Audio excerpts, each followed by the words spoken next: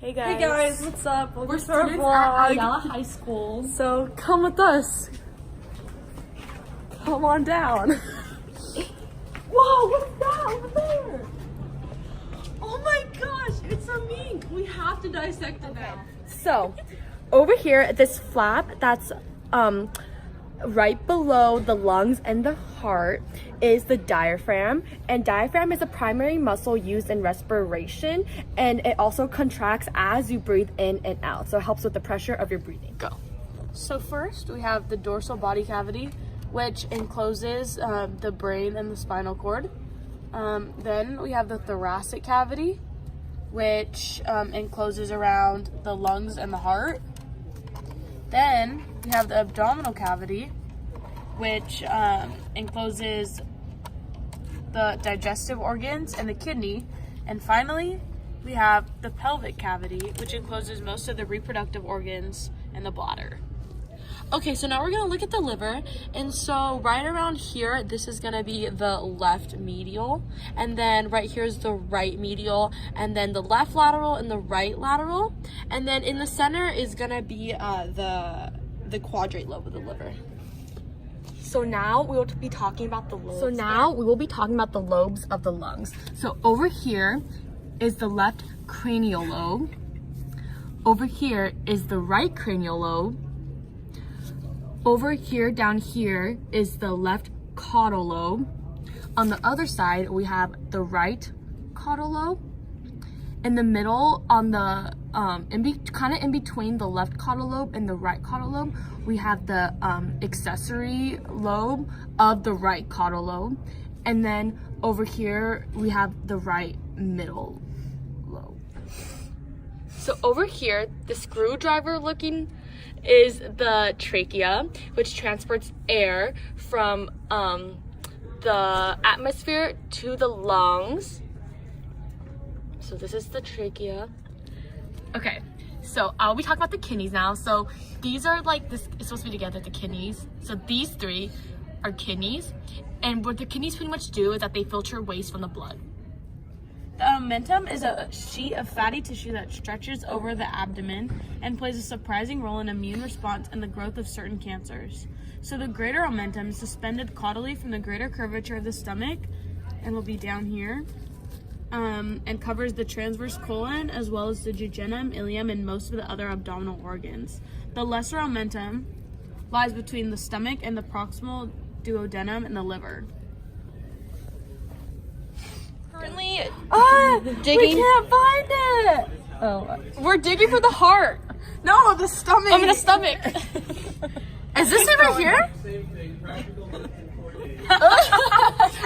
We're digging for the stomach and we can't find. Oh wait, is that the stomach? Wait. I know this is. I think it's right here. Yeah, is that the heart? Yeah.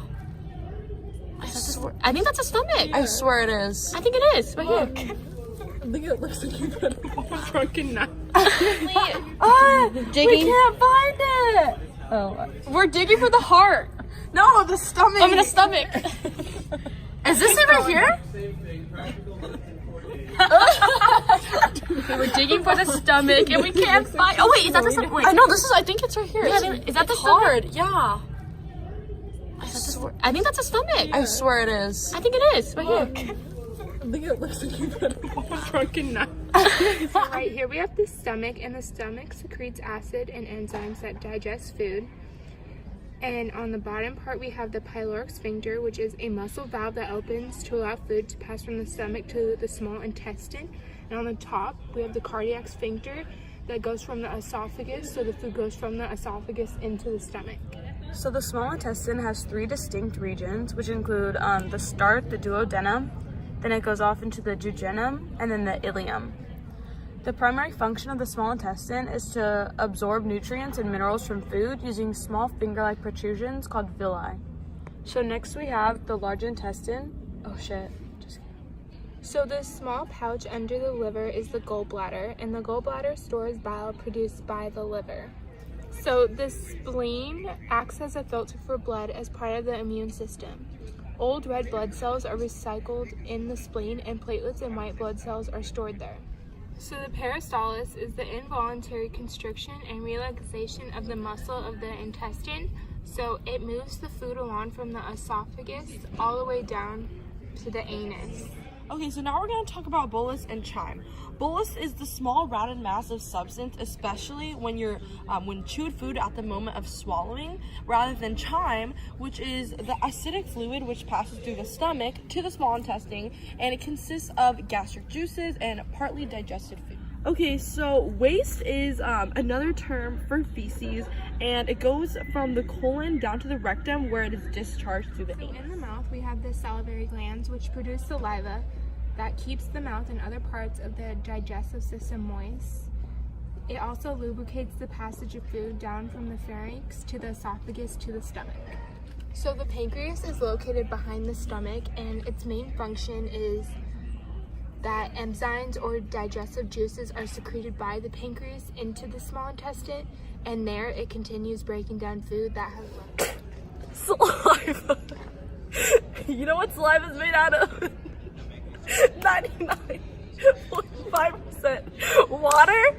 Then you got some electrolytes in there, and you also got some mucus and enzymes. Avocado helps to regulate your breathing and your heart rate. And if it were to be destroyed or hurt, you would die because you couldn't breathe or your heart would stop.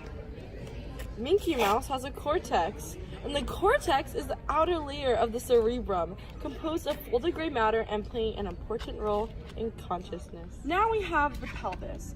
So the pelvis is located in the lower torso, and pretty much its function is to protect the delicate organs of the abdominopelvic cavity while anchoring the powerful muscles of the hip, thigh, and abdomen. A nephron is the basic unit of structure in the kidney. A nephron is used to separate water, ions, and small molecules from the blood, filter out waste and toxins, and return needed molecules. So the glomerulus is one of the key structures that make up the nephron, which is in the kidney.